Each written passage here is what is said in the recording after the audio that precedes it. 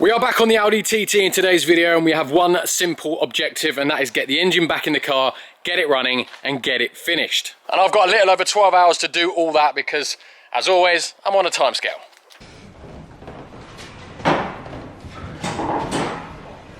And the one main thing I've got to decide is, now the engine's more built up than it was when I took it apart, is it going to fit back through the bottom, or do I need to take the front end off, or do I need to just drop the subframe down and pull it back a bit?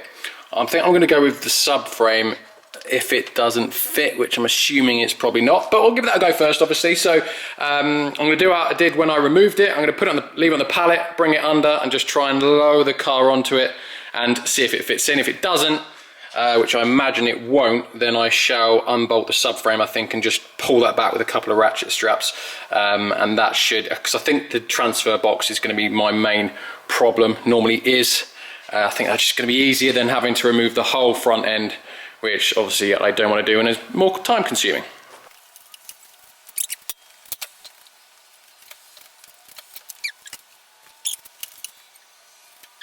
I'm just going to put it on a time lapse, this could take ages.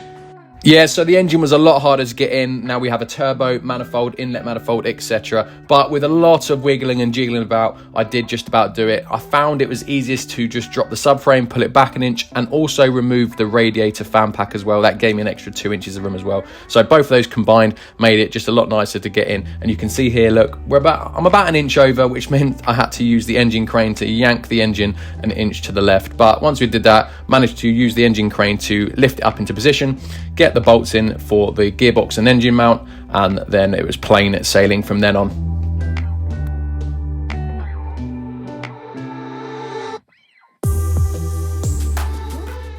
Right, we are getting there. Everything that needs to be connected to start it is now all connected. So all our gearbox wiring is all in, linkage cable for the S-tronic, all our vac lines, all our fuel lines, put a new oil filter on. Haven't connected any coolant lines yet. Done our alternator, starter motor, battery lines, ECUs plugged in. What else we've got? All the electronics are plugged in, so it's enough to be able to turn it over. Obviously we've got to put oil in. Turn it over with no plugs in, so we get a little bit of oil pumping around, and then we'll put the plugs in, coil packs in, and then we'll go for a start. That is the plan. I've also put my boost hoses in as well, just so it runs a little bit better, so we get a better idea of how she is running. So we are just going to stick 5 litres of oil in. Oh, that's annoying. There we go. 5 litres of oil in, turn it over, and then we'll get some plugs in and get her started up.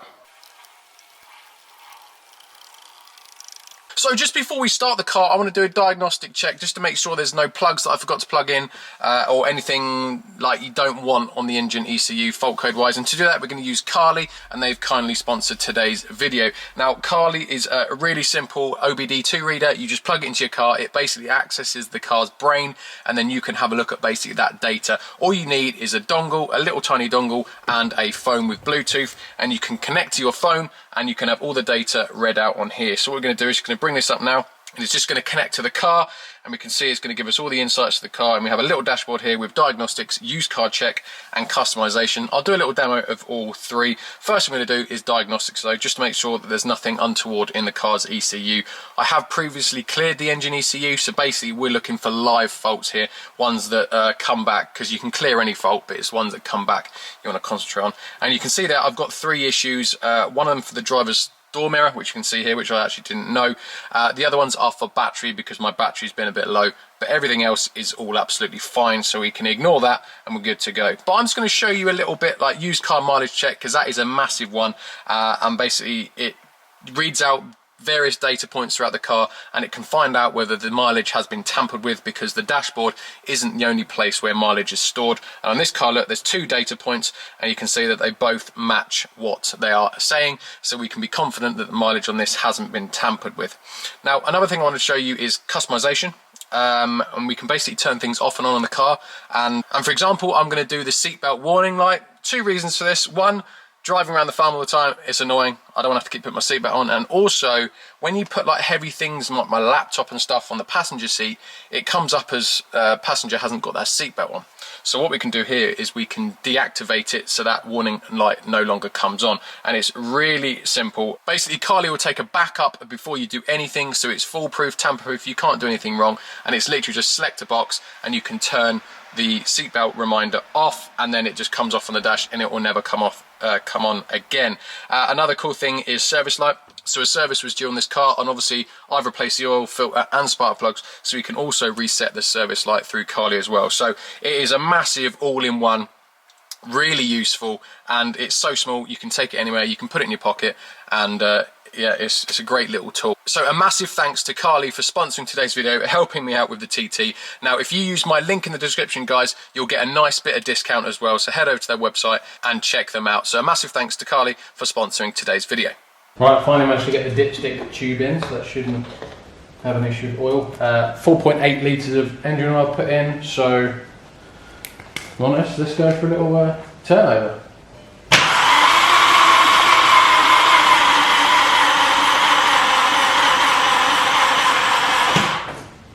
Well, we've turned over with a flat battery, so I'm going to call that a day. It's late anyway, so I'm going to put the battery on charge overnight and we'll come back in the morning with a freshly charged battery. So we come in the next day, I've had a haircut and the battery should be charged up. So let's turn her over again and then stick the plugs and core packs in, and fingers crossed she starts and runs sweet.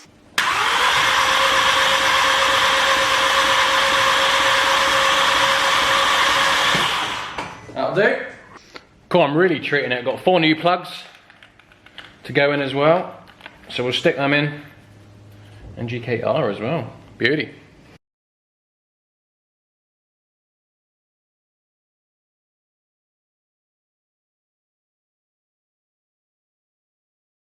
Right, there we go. Plugs in, core packs in, fuse plug back in for the fuel. So fingers crossed she starts sweet. I'm pretty confident there's nothing that's gone wrong. So yeah, famous last words.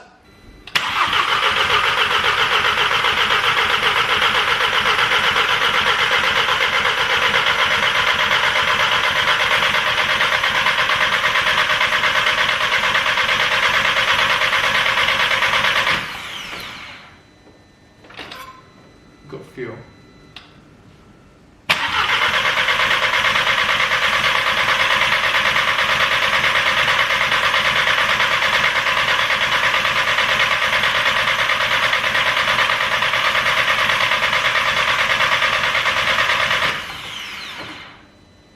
I think we have fuel.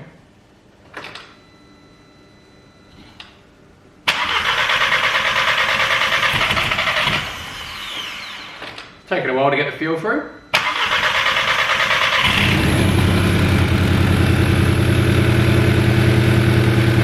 Took long enough. I haven't bolted the exhaust on.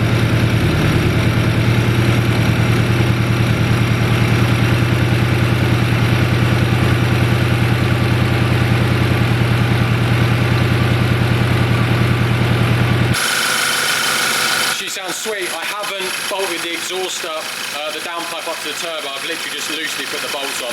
It's giving me very much Subaru Boxer engine note at the minute, but engine itself sounds sweet. Give it a few little revs. Does sound like a Scooby.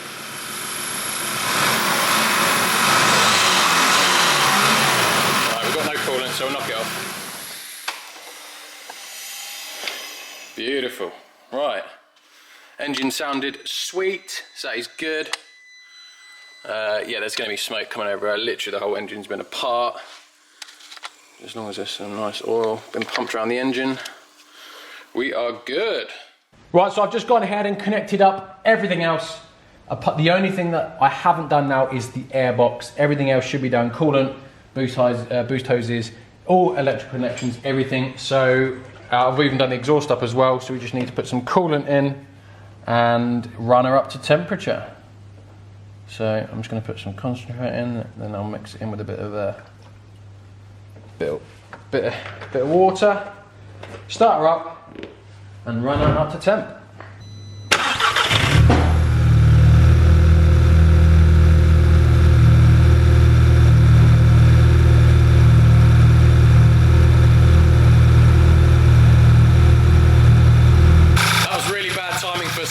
fall off the ramp and make that massive noise, sounding like the engine. But no, she's running good. Exhaust sounds quite loud, but it probably is resonating off the walls. Right, so we've got some interesting developments. I've had to turn the engine off earlier. I only got about 30 seconds into my 10-minute warm-up, and that is because the engine was making a weird hissing noise. It was struggling a little bit, and I found that I've got excess vacuum. So I'll show you now. It won't do it too much harm if I show you quickly. So what the problem is, I've got too much vacuum inside the engine. So when I pull this dipstick tube out, you'll be able to hear when I put my finger over it, the air sucking in. Also, it's very difficult to remove the oil cap because it's sucking the oil cap down. Now, I'll just show you quickly. It's obviously, I don't want too much vacuum in the engine, it's not good. So I'm gonna just pull the dipstick tube out. So, can you hear the air sucking in? You hear that? If I put that down, really difficult to pull that off. I can't even pull it off. So, what we can do, just knock it off. So you'll get the most vacuum in the inlet manifold at idle, and that is because your throttle valve is pretty much 95% closed because you're only at idle, but your pistons are still moving down and they're still drawing in air. But because the pistons are trying to draw in more air than what's currently coming through the throttle, it creates a bit of a vacuum in the inlet. Now you can see here that the inlet and the engine are connected via this PCV valve, and this should be a one-way valve that only lets the engine breathe back into the inlet when you've got positive crankcase ventilation. But I believe this valve has broken and it is actually sucking in, or the vacuum has been transferred into the engine, which is why there's a large vacuum when I try to lift off this, because this valve has broken. So under normal conditions, this valve would not let you draw a vacuum from the engine and it will run fine. We're going to do a little test in a moment. But I was thinking there wasn't an issue before, so when it was broken running on 3 cylinders, I drove it in fine, I let it idle, there didn't seem to be a problem. But then obviously I realised that cylinder 2 had absolutely no compression, which means all the compression was being released into the crank instead of the rings obviously sealing up. The pressure was being positively put into the crankcase, and I believe that was offsetting the vacuum that was drawing from the inlet, so it was kind of counterbalancing it somewhat and therefore not making it as obvious. But now obviously we've sealed up the combustion chamber, there's no pressure going into the crankcase now at idle, which means the vacuum draw is a lot more, and that is why we're getting the issue. But we're going to test it quite easily. So what I'm going to do is we're going to start the engine up, let it run, and I'm going to pull off this hose here, and there'll be a massive draw here of vacuum. So if I block that off with my hands, then that should then effectively return the engine to a normal operating condition. And I've also got a vac gauge somewhere. I'll put it up, it's over there, look, and we're going to put that over here. I'm going to see what vacuum this inlet is drawing. A quick search tells me it should be between sort of 18 and 22 milligrams vacuum, so we'll see what that is drawing. If it's fine, then we know it's not excessive, which means we know the PCV valve is faulty by chucking too much vacuum into the engine.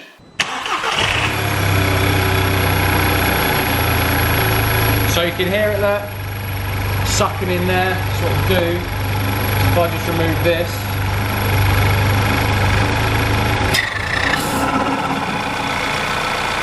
and I've blocked that up now, so there's no longer a vacuum going into the engine.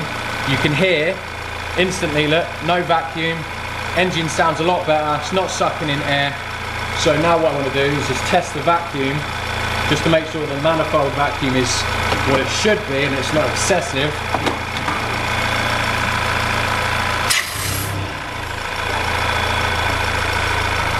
And you can see there, look, it's around about 23, which is fine, it's not excessive. So we know now that the manifold vacuum is fine. So the only problem we've got is the fact that the PCV valve is drawing a vacuum into the engine, and once it's all blocked off and I blocked it off my hand, it was running absolutely fine. So new PCV valve will be ordered, and we'll fit that tomorrow, and hopefully that will solve our problems. And what else?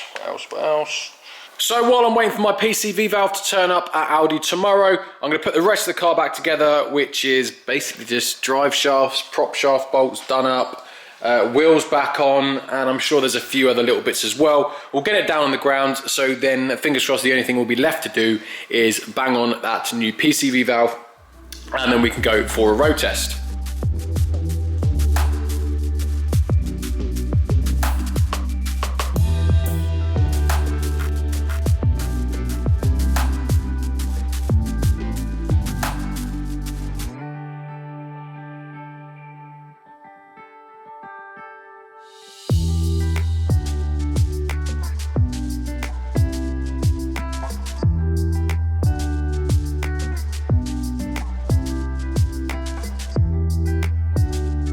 So I blocked up my intake to drive it outside, but my new one has just turned up. Just gone and collected it from Audi. So this is a revision part. It's the last two numbers.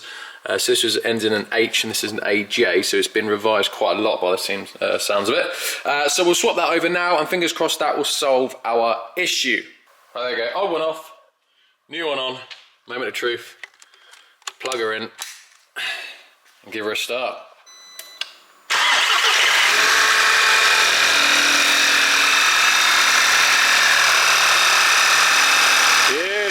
No sucking.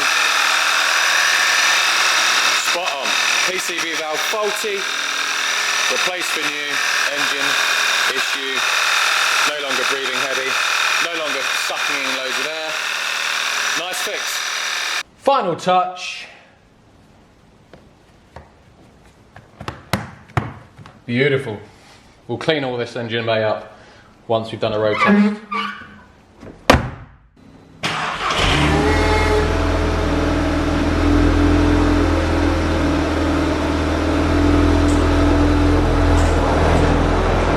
Push them in, drive them out, that is how we roll.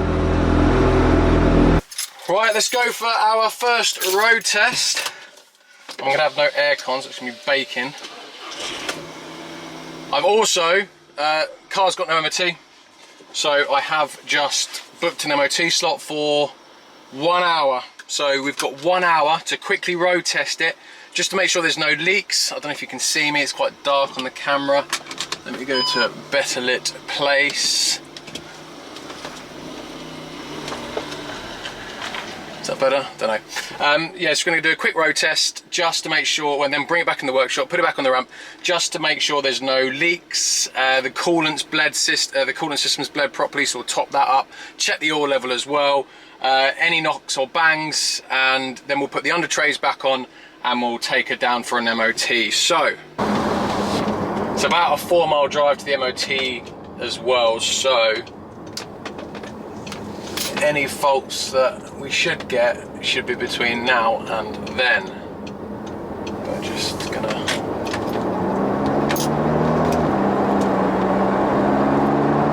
Sounds good. Boost I can feel building, I don't want to boost it too much while it's cold. Brakes. Yeah, brakes are good. Brakes are fine. Right, engine sounds good. That'll do. Let's just check there's any leaks.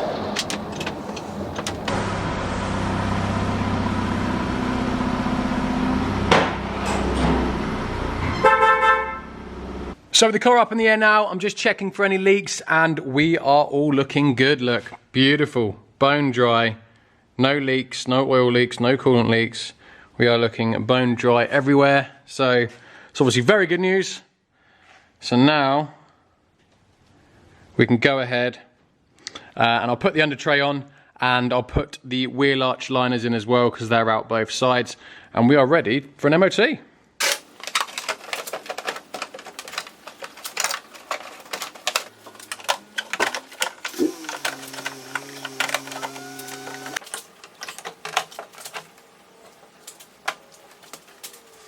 Right, under trays all in. I've just bought some lunch because I'm going to be sitting waiting for the car to be MOT'd.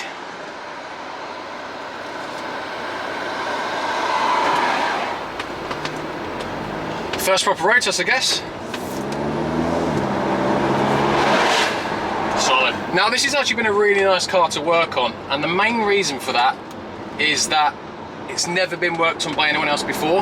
And what I mean by that is, there's certain things you can tell when you start taking things apart in the engine bay and you see, well, oh, this clip's intact, it's in its position, that ain't come off before, because I don't know why it's so dark, it's really annoying.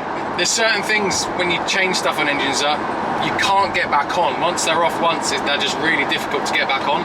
But this engine, I could just tell, was just completely untouched and had never been stripped before. And I don't know, it just made it a lot nicer to work on because of that, knowing that there's going to be no hidden bodges anywhere.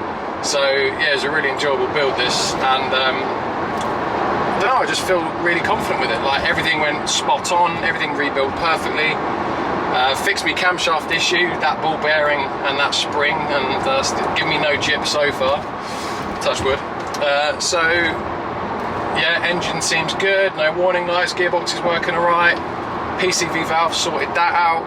I think I might need to do my tracking because it's a little bit off centre with the steering wheel, but otherwise we've done 3 miles now and she's driving sweet. So the only dodgy bit with the MOT is the near side rear tyre is worn on the inner edge. Now, it's bald, but it's not a testable spot, so you can only fail a car if it's showing cords or the tread depth, where you measure the tread depth, where there's a gauge indicator. If that's below 1.6 mil, then that's a fail.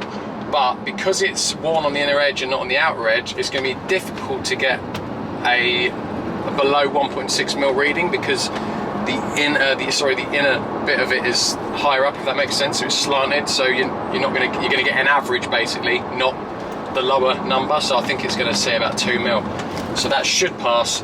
I will just let them know that I will be taking it straight down to have the tyres changed anyway. So after this MOT, I'm going to drop it off to the wheel refurb place, and they're going to refurb all the wheels back to original diamond cut, and also they're going to fit the 4 new tyres for me. They might as well do it. They've got to replace the take the tyres off and on anyway, so they may as well fit the new tyres. So I'm going to head to MOT now. I'll be there in 2 miles. Fingers crossed all goes well, and I'm going to start editing this video whilst I'm waiting for it, and you'll catch me in a couple of minutes with 12 months MOT. So while I'm currently at the MOT station having the Audi TT MOT'd, I'm going to run through the costs of this whole video, so the cost of the car and the cost to rebuild it. Remember, this is a majorly labour intensive job, which you can value that how you will. Some garages are like £100 an hour, can be all the way down to £40 an hour, so I'm going to guess there's probably about 30 hours of labour, so you can value that how you will. But I'm just going to go through the costs that obviously it's cost me. So we have Audi TT. The car itself cost me £8,350, not including delivery, but I picked it off, so it doesn't really cost me much to pick it up. So the main costs were, if I just go into auto dock, it should have spark plugs, bearing set and piston ring set. That was £202, but I am going to send the piston ring set back because obviously I didn't need it, so we can take 102 back off. So it's basically £100 therefore I just put bearings.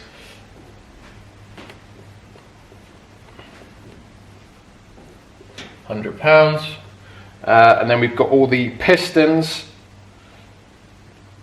all new pistons. That was £335, and I think if you remember I said each piston from Audi was like 170 quid or something stupid like that, even though they're the same genuine branded piston. Then we've got the headwork, so that was the head rebuilt, fully tested, crack tested, all the valves relapped in, just completely reconditioned, and that was £225. And then we've got the head gasket kit from BG Automotive. Head kit, I'm just going to put, that was £200, and I'm definitely sure PCV valve, that was £110, and I'm sure I'm forgetting some bits. Yeah, I knew I forgot something. This is something that I'm choosing to do. I didn't necessarily have to do it. I mean, we can bang the MOT in. MOT was 55 quid. We can include that. I mean, it's serviceable item, so oil as well, again another 50 quid. I'll just put MOT and service, and we'll just call that £100 instead of 55. You can include that if you're not. I mean, that is part of a service schedule, so it's not really a direct cost. Yeah, the thing that I am doing, which you don't have to do, is I'm getting the wheels refurbed, and I've got 4 new tyres to be fitted. So tyres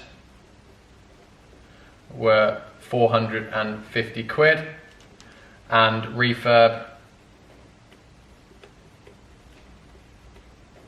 I mean, it is kind of necessary. I did get an advisory, which you're about to find out, on the near side rear tyre, and also there are crap make tyres, and the wheels looked crap as well. So kind of necessary, adds to the value obviously. Refurb, I haven't had the bill for that yet, but because obviously it hasn't gone, but it's going to be roughly sort of £80 a corner, so it's about £320 plus VAT, so it's going to be about 360 quid-ish, something like that. So that is the total, so we're just going to get a quick total, and that gives me a grand total of 10 to, oh wow, 230, so 10,230 is my total cost there, including the car. Now, value-wise, it's hard to value because there's not really many Amplify Black Edition TTs in petrol. I think there's only a couple. None of them have an exclusive interior like I do, so I think it's worth anywhere between sort of 13 and maybe 15.5 grand, depending on how obviously good it comes out when the wheels are done and the bodywork, etc. So, I mean, we're in for a good sort of 3 grand of profit there. So yeah, that is the cost breakdown of the TT, guys. Good news, guys. The TT has passed with nearly flying colours. The only advisory we got was for the near side rear tyre, which I knew I was going to get anyway. As I said before, it was 1.6 to 3 mil, so an average of about 2 mil. But we are going to be dropping it off to get the wheels put back to diamond cut and 4 new tyres put on it. So I really wanted to show you like a clean, like go back to the farm, clean it all up nice and properly and reveal it done. But because we're going to get the wheels done and the wheels look crap as they are, I'd feel it would ruin the reveal. So it won't be in this video, but in a subsequent video of another car, probably in 2 videos time when the wheels are done, we're going to bring the TT back in, fully clean it up and unveil it properly, because it will look so much better and it will look epic. So that is the TT done, guys. I'm going to drive it around for a bit. Any issues that arise, I will obviously let you know in the next video. But thank you very much for watching this build. Let me know what you thought of it in the comments below. And yeah, the next video is going to be on the Audi S1, because the gear linkage cables have turned up for that. So we'll finish that off as well. So as always, guys, thank you very much for watching, and I'll catch you in the next one. Cheers, guys.